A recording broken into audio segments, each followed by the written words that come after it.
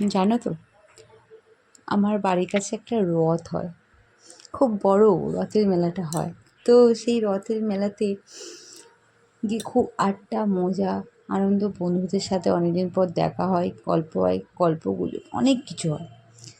সেটা হতো বিয়ের আগে, কিন্তু বিয়ের পরে না ওইভাবে নিজেকে সময় দেওয়া হয়ে ওঠে না, ওইভাবে নিজেকে সবার সাথে মিলিয়ে উঠতে পারি না।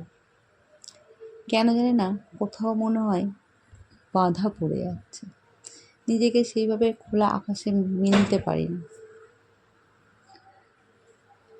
শুধু মনে হয় আগের জীবনটা যদি ফিরে যেতে পারতাম, আগের মতন যদি শৈশবকালটা কাটাতে পারতাম, বেটার হতো।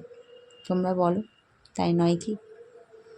নিজের মতন করে নিজেকে তৈরি করা, ঘুরতে যাওয়া, কোথাও না একটা শৃঙ্খলা জিনিসটা আর নেই। মেয়েদের জীবনটা বড় কঠিন হয়ে গেছে, তারা নিজেদের মতন করে ঘুরতে বার হতে পারে না, নিজেদের মতন করে তারা নিজেকে সাজিয়ে তুলতে পারে না। এটা বড় অদ্ভুত এক জগৎ। বিয়ের আগে বাবা মার কাছে আছো, তার বাবা মার কথা শুনে চলতে হয়, আর বিয়ের পরে সম্পূর্ণ পুরুষের দায়িত্বে তাকে, একটা অন্য পুরুষের দায়িত্বে তাকে বড় হয়ে উঠতে হয়। এইভাবেই তো মেয়েদের জীবনটা কেটে যায়, বলো। তো নিজেকে আলাদা বা নিজেকে নতুন করে তৈরি করার জন্য একটা মেয়েকে তার নিজের মনের দিক থেকে অনেকটা শক্ত হতে হবে, তবেই তো তুমি আর 10টা মেয়ের থেকে নিজেকে আলাদা করে রাখতে পারবে। নাহলে সমস্ত মেয়ের থেকে তুমি একই রকমই হয়ে যাবে। অল্প বয়সে বিয়ে করা, তারপরে বাচ্চা কাচ্চা হয়ে মা হওয়া, তাদের নিয়ে সংসার করে, এই তো মেয়েদের লাইফ।